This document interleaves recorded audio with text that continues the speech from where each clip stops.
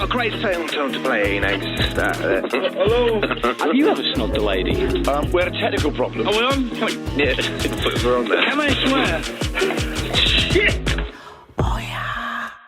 Welcome to Crunch and Roll, the podcast about the lighter side of the radio industry. Now, people think that being a radio presenter is a pretty cushy gig, and to be fair, it can be. I mean, working 4 hours a day, meeting celebs, playing a few songs, and if you're lucky, getting paid a decent amount to do it as well. But what the average listener doesn't understand is the hardships that a presenter has to endure. Sitting alone in a padded room for hours on end, enduring the frustrating critiques of consultants from the other side of the world who helpfully suggest that nailing your penis to the table is just what you need to do to take your show to number one in Sydney. No, Sydenham. And there's only so many times that you can hear the latest Harry Styles song in a 4-hour shift without getting murderous thoughts. This is a podcast for anyone who can relate to any of these privations, but still, somehow, maintains the passion and enthusiasm for the medium, at least until their contract runs to an end. My name's John Fox, known to some as Foxy, done breakfast shows across the UK and more recently some shows on the BBC. Today, my guest needs no introduction, but I'll give him one anyway. His voice is recognisable to millions, and the mere mention of his name conjures up 3 words. Late Night Love. Of course, it's the legend that is Graham Torrington. Now, I've had the pleasure to meet Graham a couple of times. I had the privilege to cover his show on the BBC as well, and it was nice to chat to him for a bit. And you're about to hear some of the interesting moments of his time on the wireless, like how he had BR&B branded sick bags in the flying eye, and the day that his boss shut the station down in front of his face, and how he inadvertently killed off Acker Bilk. Just to warn you, it's a little bit sweary, and there are some adult themes. Oh, yeah. Hello, Graham Torrington. Hello, John Fox. How are you? It's the voice, isn't it? That's what it is. It's the voice, isn't it, Graham? Is it? Yeah, it really is. And do you know what? I was, we've spoken to some amazing people from radio on this podcast, and I'm really genuinely enjoying doing this. And my wife, Leanne, has always been a huge supporter of mine throughout my career and the time that we've been together over the last 15 years. And I've been very privileged to work with some amazing people, in my humble opinion, who are legends. But Leanne's never been overly enamoured by any of them until I said that I'm chatting to Graham Torrington. Graham, she was like, "Oh my God, I can't believe you're talking.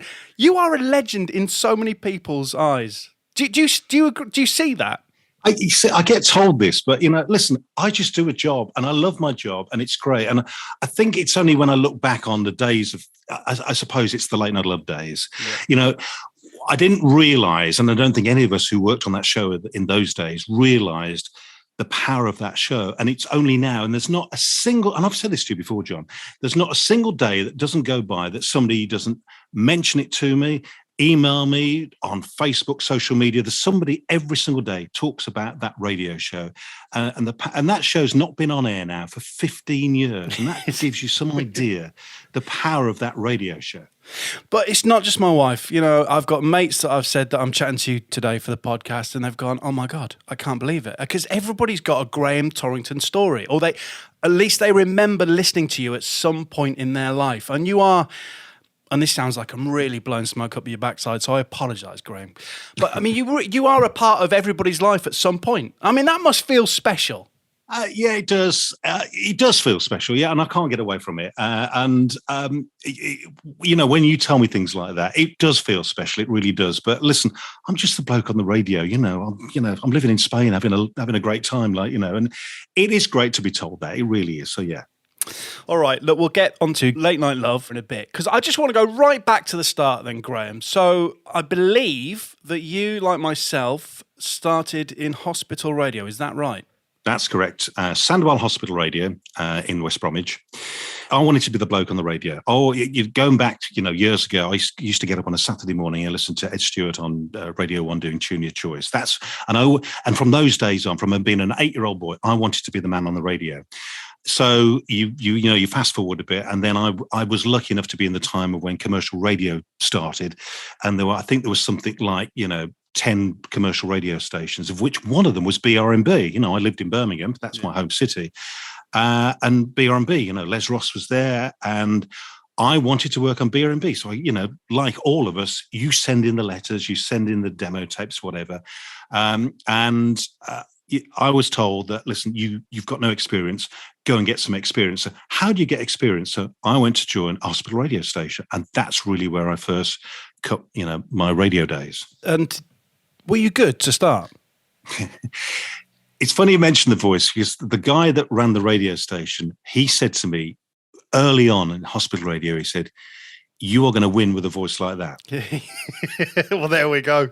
You had it. Exactly. You had it back then, many years ago. So Sandwell Hospital Radio and then BRMB.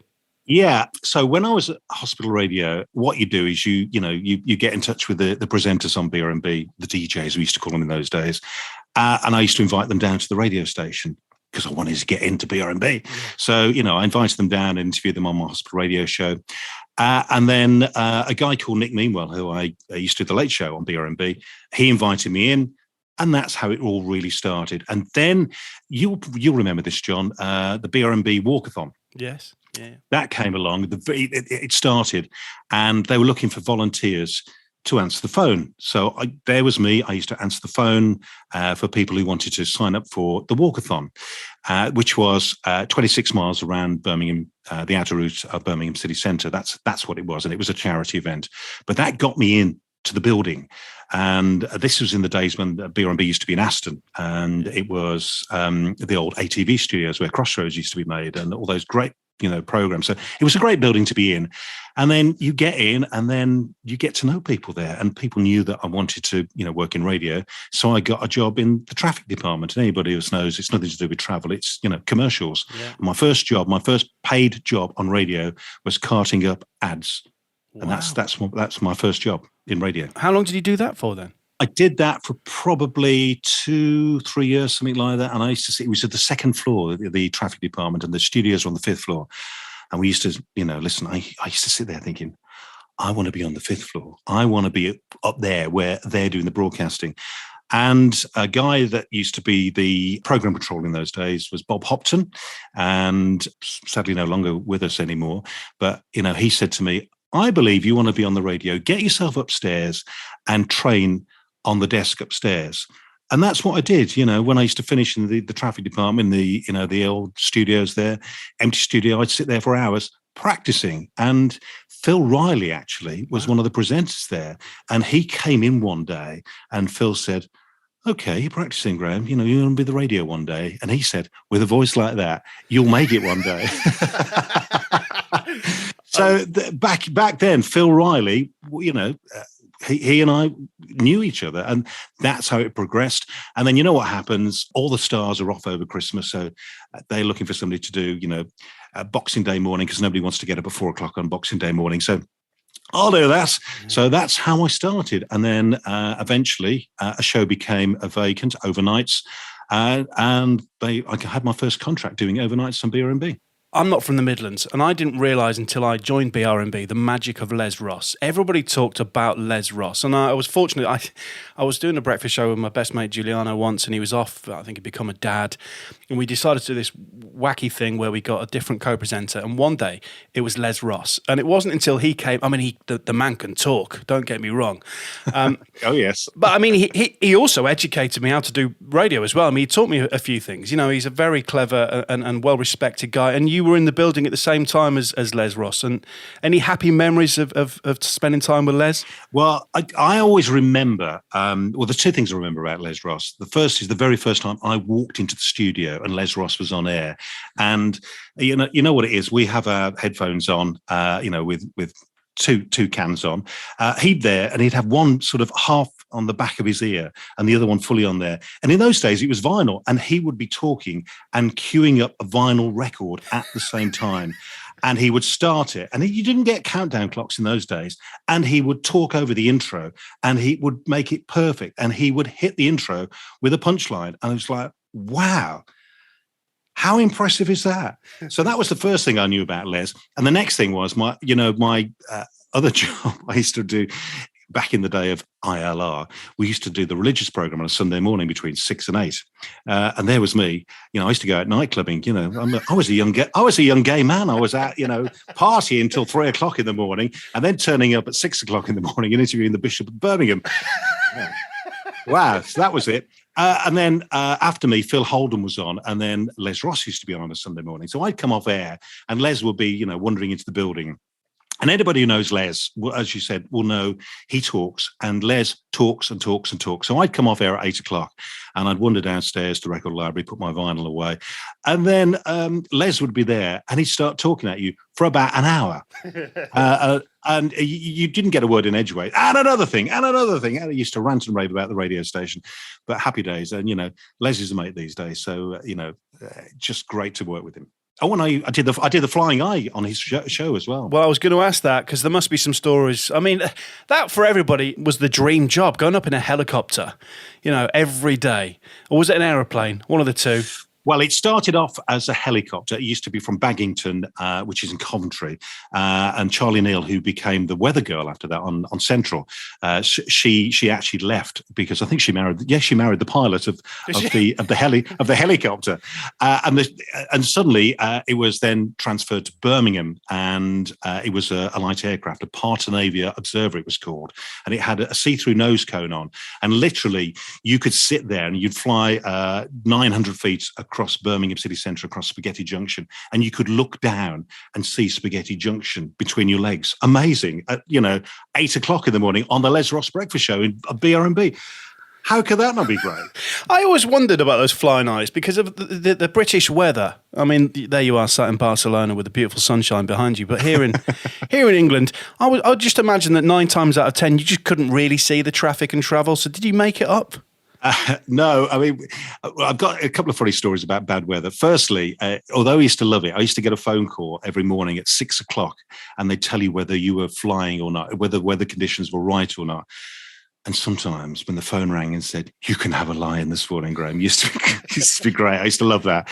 But then on the days where you could actually fly, where the weather was a little bit precarious, shall we say, we used to take passengers every morning, either prize winners or clients of BRMB. We used to take them in there. So I'd be sat at the front with the captain. We used to call him the captain because he was the captain, and I'd be sat beside him. And there were 4 seats behind. And every morning, you used to get jolly listeners or jolly clients arriving, and they'd be like, "Wow, we're going to go in the flying eye." And we used to have these sick bags in there, and so they'd all arrive there at like 6:30 in the morning, and they'd all be, "Oh yeah, we're going to go there. It's really great." And you start and you take off.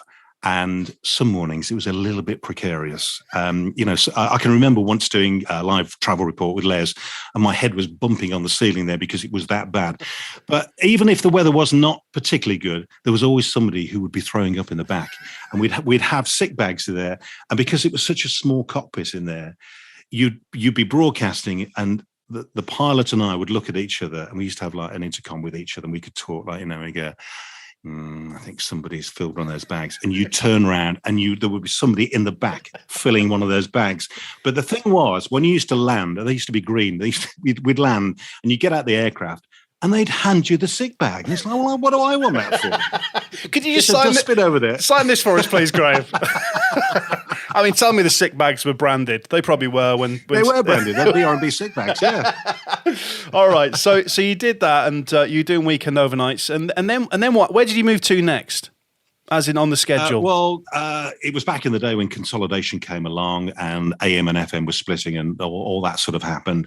And then, Capital buying up everything.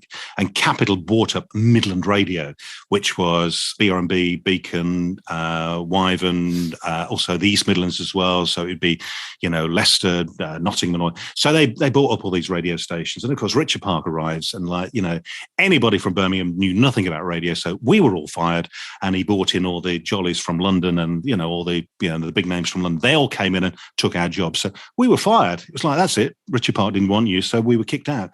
And then there was another radio station in Birmingham in those days called Buzz FM, which then became Choice, which now became something else. It's something else these days. Well, God knows what it is these days. But it was originally Buzz FM. And there was a character called Chris Carey. I don't know whether you know this guy's name. Do you know, I think Chris Carey? Robin Banks launched Crunch and Roll, the podcast, and he mentioned Chris Carey as well. Yeah, Chris Carey was running a radio station in Ireland called Nova. Yep. And he was a real maverick, and he didn't care about anything to do with the radio authority, whatever. He came in. He bought Buzz FM because it was going cheap. And all of us most of us that were fired, he hired. And he turned the wick up and he turned the power right up. So this was a big stonking radio station because he wanted to make it bigger than BRMB. But in the end, it didn't quite work out for him, and he was losing a lot of money. And we were on air one day, and this tells you about Chris Carey. Chris Carey walked in and decided he was going to close the radio station down. So he went, right, stop that. It wasn't me on air at the time, but I was in the building at the time. He went, stop that. Everybody get out. And he ripped the desk out, and he took the desk away. And that was the end of Buzz FM for then. And it was like, all right, now what? And then a guy called Muff Murphy came along and bought the radio station, and he hired me as the program controller. And it was seat of the pants radio, believe me, it really was. So that's where it went from BRMB to Buzz FM. And I remember I've never enjoyed breakfast shows ever. I'm not a breakfast show person. And there wasn't a breakfast show presented because I was the program controller. I had to do the flipping breakfast show. It's like, and I used to sit there with my head in my hands thinking, I don't want to be doing this. I really don't want to be doing this. And the girl, Justine, who was the girl on the show, I used to say to her, just say something like, and I'll just push the buttons and it really was those sort of days. I was just looking for a breakfast show presenter. As soon as I got one, it's like, right, I'm off. I'm going to do something else now. Did you enjoy the management side of things? No, to be honest. Yeah. No, I didn't, because I think in those days, because radio was very small in those days, it was sort of you did your bit on air, and you got to a certain age, and it was like, right, you're gonna have to come off air now, and you're gonna have to go into management, which is rubbish. I wasn't saying a naughty word then. Which is rubbish. Bollocks is the word I was going to say. But you didn't have to do that, but that was the way it was, because I thought that's what I had to do. But as soon as I'm a radio man, I want to make radio shows. I don't want to be a manager. I don't want to be in charge of people bitching about everybody else. Because when you sit on the other side of the desk, that's what happens when you're a program controller. All these presenters, they don't like each other. They're all bitching about each other. And you'd sit there and they'd come in and they go, so-and-so said so-and-so. Then somebody else would come and say, so-and-so said so-and-so. And it's like, oh, God, I'm not interested. So, no, I did not like the management side of things at all. All right, I want to mention one word and then see your reaction to this. So, Romantica. Yes, that's where my late night radio really began. There was a program called, dreadful name, isn't it? Romantica. That used to be on BRMB. It started on a Saturday night from 11 o'clock till 4 o'clock in the morning.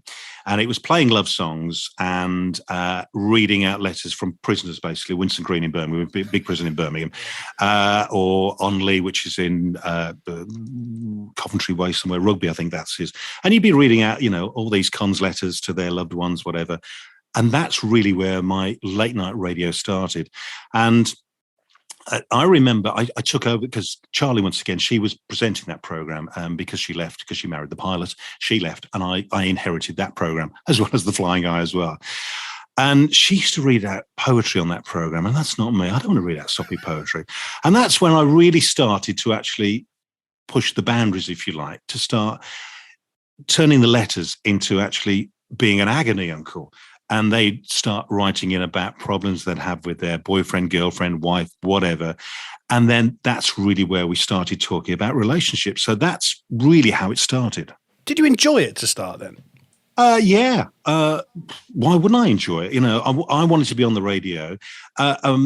Once again, it was people putting their trust in you. And because Graham said it on the radio, it must be a fact. And you had to be really careful. And I think even more careful these days. I'm not doing that sort of show now where people phone in with their relationship issues. With all the stuff of, trans and, non-binary and all the rest of it, you have to be so careful in these days about what you're saying and the way you refer to people. But though in those days, I mean, you got to remember this was pre-social media or anything like that. It was like people actually wrote a letter in, sent it to you, put a stamp on, put it in the post box, and I'd receive a letter. and I'd read the letter out, and they'd phone you up, and that's how it started. Just crazy. Because you mentioned doing breakfast, and I've only really done breakfast throughout my career. Brave. Yeah, well, it's a completely different world, breakfast to late night, isn't it? Late night radio is so different to anything else on the lineup. Absolutely, because why people listen to you for a long time. And once again, we're going back in time. So, radio was a lot smaller. It's more diverse these days. There's so much more to listen to. There's, podcasts you can listen to, which we're on right now. And, there's so much more now. But in those days, it was a lot smaller. So if we roll forward to the Late Night Love days, eventually that show was on 40 radio stations. And we're talking about the GWR days here now. Yeah. And when GWR bought another radio station, they inherited Late Night Love, whether they liked it or not. They'd opened the fader, and I'd appear there as well, which brought in its own issues because they didn't particularly want Graham Torrington on their radio station. We still wanted to be Chiltern FM with our own late show. Well, I'm sorry, we bought you. You're going to get Graham Torrington. And that's the way it was. And, my boss in those days, Dirk, I used to say to him, they're not really happy that I'm there. He said, look, we've chosen you to do the show. Just get on and do the show. We'll deal with the politics. Do what you do. Then, of course, eventually, when you'd been on there 5 or 6 years, whatever, and they'd had another morning crew because the morning crew never got on with each other, I was more popular than the morning crew. I'd been on their radio station for 6 years. In that time, they'd had like 5 different breakfast shows, and I was still there. And I was, although I wasn't at these radio stations, I wasn't at Broadland in Norfolk, I was sat in Bristol, but I was more popular than their breakfast show. Bizarre, isn't it? Do you know what's really weird? Every time you say Late Night Love, you say it as I remember it on the radio, Graham. Do I? Does that make any sense? You get deeper and you get closer to the mic, and I love. Can you just say it for me one more time? I love it. Late Night Love. It's just brilliant. It's just brilliant. Now, so what I don't like is when people go Late Night Love. I used to hate it when people say that. No, it's not. It's Late Night Love. Do you know? Say Late Night Love. I remember when I covered you, and it wasn't Late Night Love. It was for the BBC, so it was a different program. But the producer at the time, a mutual friend of ours, Adam, said, "Well, we'll carry on doing Graham's show." And I was like, "Absolutely. I'm not going to come in there and try and rip it all apart." I just felt like a fraud, and I couldn't do it as well as you. Because you've got such a unique style in dealing with I and calls and any reaction. You do it in your own way, and it's amazing. Thank you. When you were on GWR, and that's when I was GWR GCAP, I think, when I went to 210 FM, and you were there as our late night host. I mean, you had over 1 million listeners. Yeah. It's amazing, isn't it? It's amazing, isn't it? I mean, some TV shows would give a right testicle to get those type of listening or viewing figures. I mean, did you feel the pressure when you were on 40 stations? No is the answer, because no, we didn't. And the only time that I used to get annoyed was when you used to have new production, right? And they changed all the production on all these radio stations. And I couldn't hear these radio stations. The only thing I could hear was GWR in Bristol. I couldn't hear 210. I couldn't hear, 2CR, whatever. And, they make all this new production. They'd load it all on their machines there locally. And I'd press the button there and hope it was playing somewhere on a radio station. And then you get somebody phone up. And luckily I didn't have to answer the phone. We'd have somebody answering the phone for us. And they'd say, why does Graham keep going quiet? It's like, well, the production had been loaded properly there. So, when I used to press a piece of production at Bristol, it wasn't firing at a radio station. And that used to really annoy me, because we used to try to be slick. We used to try and be professional. But, if somebody, audio person, hadn't loaded it correctly, it made me look a prat. Yeah, absolutely. And with late night radio comes with it a group of nut jobs that always call the show. Have you got any memories of those regular people that used to call week in, week out? I mean, you must have a long list. Yes, and some not so nice, actually. Really? I'll come on to that in a minute. But there's one guy, and I'm not going to name him because he might be listening to this podcast. Yeah. But he lives in the West Country, and he used to listen to me on his local radio station doing Late Night Love. And to this day, every single radio station that I've appeared at, he sends me an email. He sends stuff to me. and he's still in contact with me. And bless him, he's still there. He really is. There was one particular woman who was in love with me. I'd never met this woman. And once again, these were the days of writing letters. And she used to write to me, and it was, starting, I'm going to cook Sunday lunch. Are you going to come for Sunday lunch this week, Graham? I never answered these letters, ever. I never referred to her on the radio, ever. She used to write to me 4 or 5 times a week, and I had a big pile of letters that I kept at home. And it got a little bit more sinister as time went on. This went on probably for about 18 months, something like that. Wow. And I remember saying to my other half, listen, in my drawer there, in my desk, there are these letters with this woman's address on. Should something happen to me, those letters are there. And that is pretty scary stuff. It really is. And the point that I went to the police with this was, she sent me our engagement ring. Oh, and she arranged the wedding, and she got really annoyed when I didn't turn up for the wedding. And at this point, I went to the police, and the police had to go and talk to her. And from that moment on, it stopped. Wow. I mean, I wasn't expecting that story, Graham. Also, when I worked at BRMB, this wasn't on the Late Show, actually. This was when I was doing Drive, I think it was. And there was this guy that appeared at late at night. We used to have security there, and he appeared, and he had a knife and tried to get in the door. And he went, I know where that Graham Torrington is. He said on the radio today he's going to the Hippodrome in Birmingham to see whatever production it was. I'm going to go and find him. So they called the police, and I was sat in the audience at the Hippodrome, and they made an announcement. If Graham Torrington is in the audience, can you please come and see us? And we went there, and this guy never appeared there, but the police gave me an escort home. And in those days, I used to have a sponsored car with my name on, all the rest of it. And that all had to go. And the police said to me, listen, just be careful, change your trips home, go in different places. So, and pretty scary stuff. But that's what, radio sometimes goes with the job. Well, especially when you're late at night, because I think you become people's friends, don't you? And I think that absolutely, because they know you, and you're their friend. And when you don't acknowledge them, they get annoyed. I think that is also the prime example as to why we shouldn't get sponsored cars with our names on the side, Graham. Absolutely. It's just petrified. It's petrified. Listen, if somebody wants to give me a free car, I'm fine with that. But oh, you'll still take it? Don't put my name on it. Cunty. We apologise, sir. We just play records till 8, 9, when we finish. I'm not drunk. I've had a couple of drinks. I'm not drunk.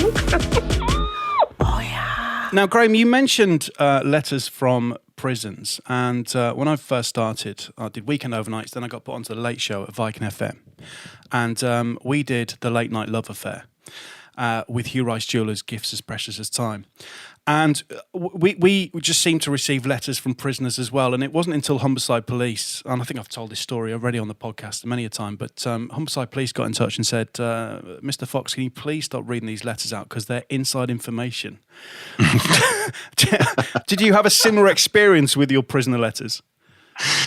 I was warned of that, actually, and you really kind of had to read into stuff here, and you'd get kind of secret messages there as well.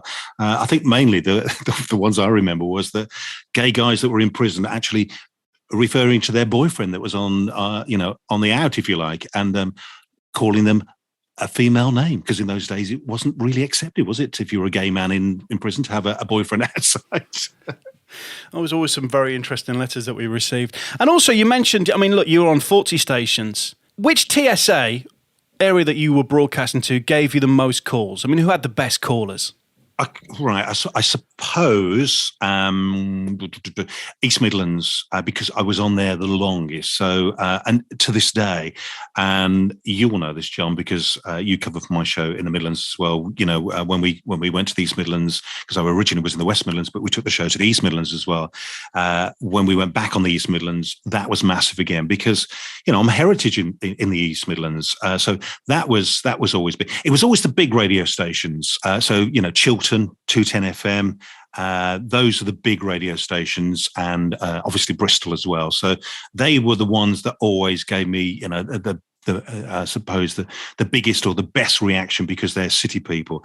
I remember when we when we launched on Orchard FM in Somerset, sleepy little leafy Orchard FM, and I appeared on their radio station talking about bonking and all the rest of it. It's like, you can't say things like that on the radio in sleepy Somerset. Yes, we can, and shagging. We used to say shagging on the radio as well, and they'd never heard words like that on Orchard FM before. And it's like, I remember the boss actually talking to my boss going, can Graham calm it down a bit? And he went, no, sorry, that's the show it is, I love it.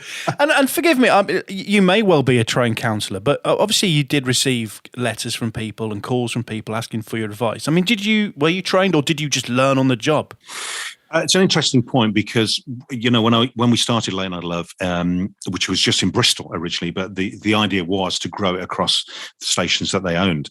And once again, that started as just a request and dedication show. And, they said to me, we want to, make it bigger than that. So that's really where, once again, the letters came in. And in those days, it was emails then that started to flood in as well. So, but I remember one of the managers there saying, maybe we should send you to get some counselling advice or whatever. But to be honest, I said, look, I'm just a bloke. I'm going to give my honest opinion here. And I never sat on the radio and said, I think you should do this. What I used to say was, I think this. And quite often, people would write in or phone in or whatever. And I'd say, look, if I were you, I'm going to talk to you as your mate, the bloke you meet down the pub, and I'm going to talk to you as a friend. I'm not a trained counsellor, and I used to often say that on the radio. I'm not a counsellor. I'm just a bloke, we're having a conversation with. But no, I never got any. It was just, because I dealt with so many issues over the years. Really, when you've done a relationship show for 15 odd years, you've seen it all, you've heard it all. You've also heard all the wind-up phone calls. The amount of and this is something else that I realised later on with the show as well, when the show ran for so many years. Because we're in so many different TSAs, you get people who were maybe from Wolverhampton and they would go to, Nottingham, to university there, but I was still their local radio station. So they might have been listening on Beacon, but then they were listening on Trent, and it was the same, whichever you were. And we were massive in the universities, absolutely massive. And they would have late night love parties. They'd sit there with their booze, listening and trying to phone up Graham and wind him up. The amount of guys who claimed that their best friend was sleeping with their mum was unbelievable.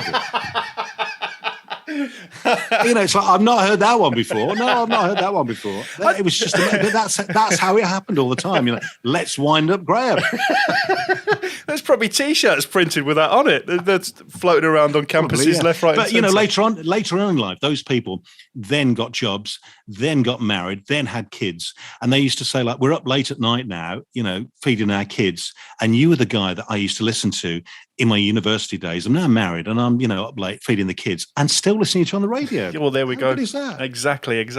I just wondered, out of all of the calls that you received, were you ever shocked by anything? Shocked? No. I mean, I'm a man of the world, and I've heard most things and seen a lot of things as well. Shocked? No. I think the calls that used to play on my mind, and this I learned over the years to actually leave the show behind when I left the studio, because later on in time, when the show became really big and we used to get those big phone calls on there. And I have to say also, people always claim we made up those phone calls. We never, ever, ever made up a phone call, because you didn't need to, because this is life. This is what was happening to people in their homes. And the ones that used to disturb me, if you like, were the ones that the woman would be listening there and she would phone up and she'd say, in the next half an hour, my husband, who's been down the pub, is going to walk through that door and he's going to beat the hell out of me. And those are the ones that are difficult, because you knew that's what was going to happen. And my question all the time to them was, why are you putting up with this? And anybody that's been in an abusive relationship will tell you, because they think there's nothing better, and they are in control of those people, and they will control those people. And if they left, they were going to find them. And I used to say to them, that's wrong. You can leave that person. go and find someone, pick up your belongings, go and find somewhere to go to a refuge, especially for a woman's refuge, because they will help you. And the amount of times that people would phone me 12 months on and say to me, I phoned you up 12 months ago and my husband was going to beat the living daylights out of me and you told me to pick up my things. The next morning, after my husband had beat me up, I picked up the things and picked up my child and I went to a refuge. 12 months on, I now have a new life. That's pretty powerful. Blimey, that is powerful. I think that is more powerful than any other show on the lineup. Absolutely. You know, there's no other show that would potentially save someone's life, you know, so absolutely amazing. Absolutely, it is. And I used to worry about that stuff, but I was told that you need to leave that at the door. And there were a couple of times where we had to phone the police and get the police involved. There were the odd occasion, which I won't go into, but we were doing our duty to make sure that that person was fine and the police were knocking on their door. Now, I'm going to completely change tact here. Staying on the theme of Late Night Love, it was huge. I just wondered, did you get sick of hearing Massive Attack and Protection, which, of course, was the Late Night Love theme tune? I mean, how many years did you use that as the theme? Well, we changed over the years, actually. We kind of did different stuff, but it actually became, the theme to the show in the end. And, even when we went to the BBC, they said, oh, well, that's the theme to Graham Torrington, so we need to use that. And, when you covered for my show, we were using that also, weren't we? Yeah. In the BBC. So, no is the answer. It was my theme tune, Jimmy Young had a theme tune. I had a theme tune as well. I wondered if Massive Attack knew that you were using. They obviously did. I think they did because they're from Portishead, Bristol. So, and that's where the show really started. So, yeah, maybe they did. Amazing. Now, Late Night Love, where next after that? Right. Okay. Once again, Richard Park came in and fired me. He's not a big fan of you, is he, Graham? No. Because he'd been doing his stuff away from Capital Global, what they became, whatever, and he was doing stuff for Magic, I think, wasn't he? And then Global then came in and took over GCAP. And I remember sitting in BRMB and Duncan Campbell was there in those. Duncan, don't you? Yeah. Duncan Campbell was there. And he was the PD in those days. And I said, that's it then, isn't it? And he went, no. He said, it's a successful thing. You why would they get rid of you?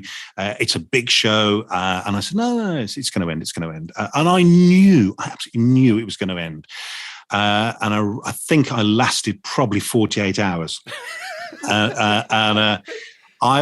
was a Friday afternoon, and I remember because I was living in Birmingham and I was there, and I remember getting called into BRMB, and I thought, here we go. So I arrived there one Friday afternoon, and there were two senior managers sitting in an office, and I walked in and I said, should I be pleased that I'm here and I'm sat in front of you two or not? And they went, I'm sorry, Graham, it's the end of the road. And I went, well, I knew that was going to happen, whatever. And they were really nice, actually. But, Richard Park never fired me. He always sent somebody else to fire me. You got it. Which I thought was not a nice thing to do. Richard, if you're going to fire me, you fire me. He always sent somebody else to fire me. So Richard's fired me twice. Oh, well, I mean, it must have been a tough decision to do because obviously the show was massive, wasn't it? So that came to an end. And then the BBC? Yeah, and because the show had been going for so long, I knew at some point it was going to end because that's what happens. You know it's going to end one day. And everybody used to say to me, oh, no, it's not going to end. This will go on for years. And I went, no, one day I will be fired. So about 2 years before Richard Park fired me again, I got into bed with the BBC. I started talking to the right people at the BBC and they said, we want to hire you, Graham.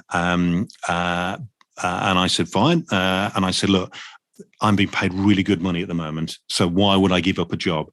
But when I get fired or when it comes to an end, I'll be on the phone. And I phoned them up and I said, here I am. I'm ready for you now. I've just been fired. So that's where the BBC started. And they said, fine, okay. Listen, we haven't got a show for you at the moment, but sit tight. We'll find somewhere for you. And then roll on, I don't know, 2 or 3 months, whatever. And they said, we've got a job doing the morning show in Bristol.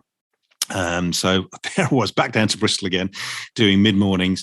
And I have to say, I never really got on with the boss there.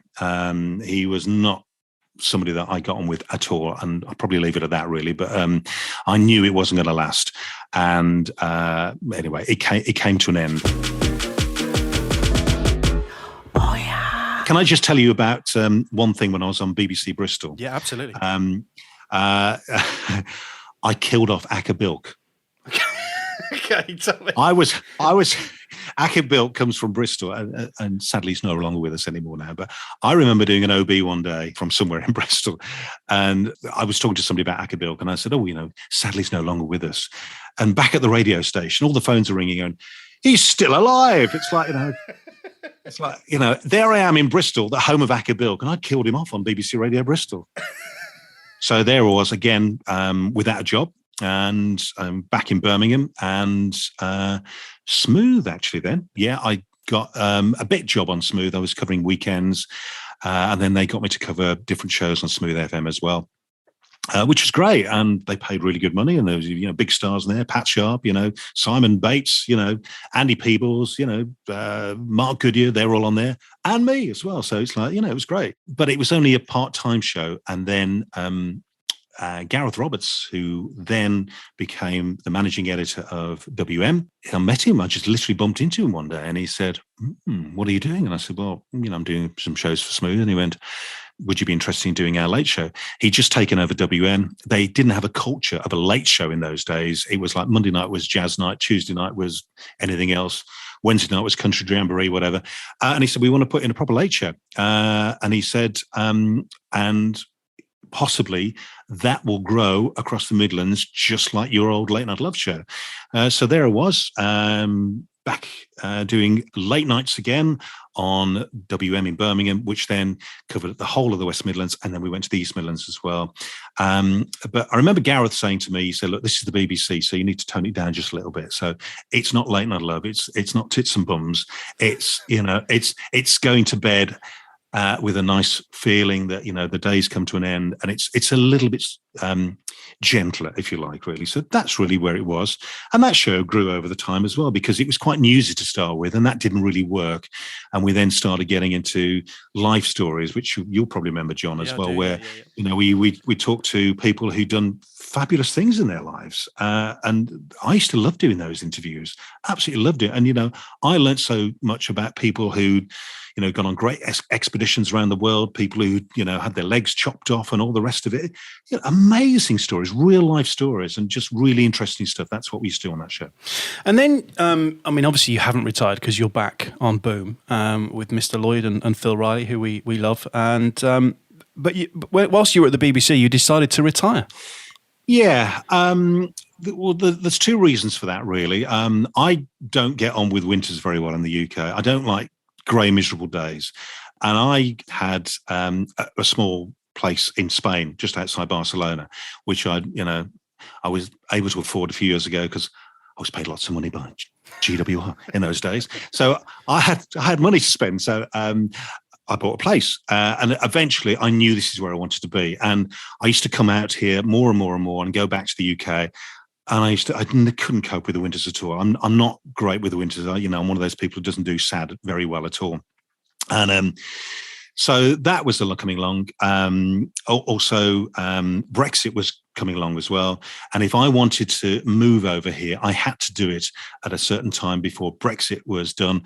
Otherwise, I wouldn't be able to get later on in life my pension paid out here and all those sorts of things as well. So to get all the benefits of pre-Brexit, I had to be a resident here. And the BBC were changing as well, and I was not very happy with what was happening at the BBC, and I knew that possibly I wasn't going to be very happy there in the future. So I kind of went, and COVID was around as well, and I just thought, you know what? This is just exactly the time to go. And I decided I was going to retire. I was laying in the sun here one day, and I thought, that's it, I'm going to retire. Talked to my partner, and he said, yeah, fine, that's what we'll go and do. And left, and actually came here. And that's what I was going to retire. And then soon after that, David Lloyd was in touch and said, "We're starting a new radio station, Graham, and you can do it from Spain. Would you be interested?" And I said, "Yeah, okay." 18 months on, I'm still doing 2 shows for Boom from Spain here. And since then, people get on the phone, people contact me and say, "Would you be interested in doing some stuff for us?" And I've been doing some stuff in Derbyshire on a radio station there. I'm doing stuff now from MKFM, and I'm now with a production company. And the idea is that we're going to launch a late show that radio stations can now buy in. And we're working on that, and hopefully that will be available in the new year. And it's all starting all over again. Well, that's the thing, isn't it? Yeah. I mean, just as you thought you could lay on that beach, Graham, it's all kicking off. And I mean, look, I'm not jealous at all, but you're sat there with the sun behind you. You're in Barcelona in your place there. I mean, here's a question for you. Out of your long career, have you got any regrets? No, I haven't. The only thing is, I wish I'd probably taken more risks earlier on in my life. I think that's really what I would have done. And I've probably stayed loyal too long to certain places. The big show for me has always been Late Night Love, always, because, that was the biggest show that I've ever been on. And once again, it was big. It was all over the country. It's given me lots of things now because, I can go to most towns, cities in England and Wales as well, little bits in Scotland, and people know who you are. So you haven't got to start introducing yourself anymore. So, that's always been the big thing. Regrets, I probably would have taken a few more risks. That's probably what I would have done. And obviously, because you've survived, I mean, radio stations just blew up around you, but you survived. Your show stayed on there, whatever group you were part of. So I'm guessing that you obviously didn't take advice from any consultants. You just kept on doing what you believed in. I mean, because consultants traditionally would just walk in and go, well, I don't think you should do it like that. Yeah, I've probably got a story on that. When I arrived at GWR, we had the meeting, and it was Steve Orchard and Dirk. And, they said, we've hired you because you know how to do a late show. If you remember back in those days, GWR had liner cards, and, it was the Better Music Mix, whatever. Yeah. And they play 4 songs and they do the liner card. They said, we haven't hired you to do that. We've hired you because you know how to do a late show. So do what you do. The only time that, and this was in the GWR days, there was a particular consultant that came in who said, it should be more love songs and dedications. And it was actually cut back to that. And very quickly, the listeners were saying, this is not Late Night Love. This is not what we listen to Graham for. Love songs and dedications is not what we listen to. So very quickly after that, that consultant was told, no, we're going to take it back to what it was. And it only lasted probably for about 6 weeks like that, because it just wasn't working. I also wondered, Graham, I mean, obviously you mopped up pretty much every station in the country, selfishly. You were on all of them, pretty much. Do you rate anybody else who does late night radio? Yeah, Alan Robson. He's somebody that's been, was doing late shows for many, many years as well. But there are two ways that, late shows work. One is to do, late night talk, shout at the radio stuff. And the other one is like do a love show or a music show. And actually they all work on their own radio stations. But you tend to find the people who've been the most successful ones are the ones who've been there a long time, because they understand their audience. They really do. And, as you say, you can get consultants that can come in and consult you, or producers. But, I've always been told, every radio station I've been to that I've done a late show, we've hired you because you know the audience. So get on and do what you do. Do you know, there's another thing I wondered. I mean, you're not the type of character to walk around and go, do you know who I am? I know that from the times that we've spent together.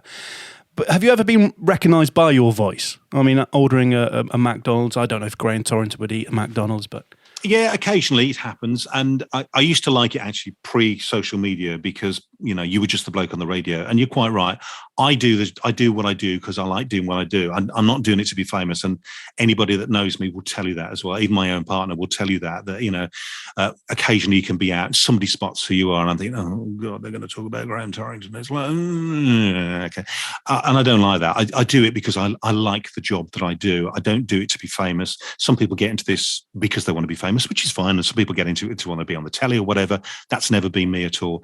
But I remember standing in an apartment block that I used to live in Birmingham. And I was talking to the concierge there, and somebody came in and was stood next to me, and I was talking to the concierge there, and blah, blah, blah, blah, blah. And they turned to me and they said, "You're Graham Torrington, aren't you?" And I went, Yes. And they said, as soon as I heard that voice, I knew you were Graham Torrington. I just had to ask you, can I have your autograph? Oh, God, no, here we go. I remember when I was offered the opportunity to cover your show on the BBC, and I was nervous to cover it. I'm being honest. It was your show, and you. I didn't know you at all. We'd never met before. Obviously, I'd heard of you and heard a lot about you. And you walked into the studio. I think I was doing a show. You came in, I can't remember what happened. I was preparing to cover your show about a week before. And you came in and you were so lovely. And you were just so encouraging. You said, enjoy it. There's nothing to worry about. And you walked out and I was like, God, he's such a nice guy. Graham Torrington actually is a lovely geezer. That's really nice of you to say that. And, people have this impression of you. They really do. They think they know who you are. And you know this, John, from listeners, they think, oh, he's like this, and we've all read stuff about us that we've seen, in social media or in, whatever online. And that's what annoys me, because I just think, why have you written that? Because you don't know me. You have no idea who I am. You have this perception of what I'm like. So until you actually know me, please do not write that about me. And, I've always considered myself a really minor star. Okay. But when you see, big stars, the Kylies, the Madonnas of this world, and the stuff that you read and they write about them, and, the trolling that goes on there as well, it's just horrible. It's just horrible stuff. And I've had a very small taste of that. But I would not want to be one of these big stars that get abuse all the time. Oh yeah. Well, Graham, thank you very much for being on Crunch and Roll. We could take up another 4 hours of your time, but I won't do that because I can see the sun is shining in the background in Barcelona. Well, I mean, what temperature is it today, Graham? Hang on, I'm just looking at my phone here. Right, we're recording this at lunchtime, and it's this is a day in October, right? And it's 25 degrees. Oh, I hate you, Graham. I hate you. I'm off to the beach very soon. All right? Oh, don't. Look, we always ask our guests to finish the podcast. Have you ever done? You must have done voiceover work, Graham. I've earned a bit of cash out of that. Yes, I have. Yes. Have you? Who have you done? I used to be the voice for an airline, BMI. Wow. So if you I used to be the voice, on that airline there as well. And those little things that come up on the television, when around the weather and everything, like central weather sponsored by blah blah blah. I've done those bits and pieces. Have you really? I didn't realise. Well, I mean, you're a true pro. We always get our guests to finish the podcast with the end credits in your best voiceover voice. Would you be happy to do that? I'll be happy to do that. Yeah. I'll do this in Late Night Love Style. You've been listening to Crunch and Roll with me, Graham Torrington. Subscribe on your favourite podcast app and never miss an episode. Crunch and Roll is a 969 media production presented by John Fox and produced by Simon Borshawski. Thank you so much for your time. Oh, yeah. I hope it wasn't too painful for you. No, it's fine. Listen, I'll talk about myself all day. It's like,